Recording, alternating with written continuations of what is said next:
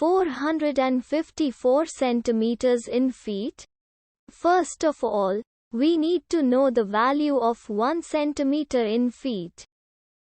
It's always 1 centimeter equals 0.03280839895 feet.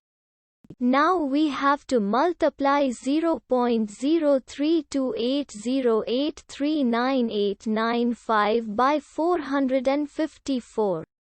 Therefore, 454 centimeters times 0.03280839895 feet equals 14.8950131233 feet.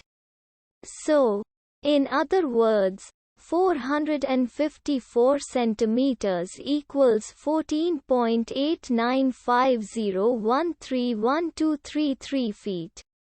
We hope you have enjoyed this video. Please like and subscribe to our channel for more videos like this.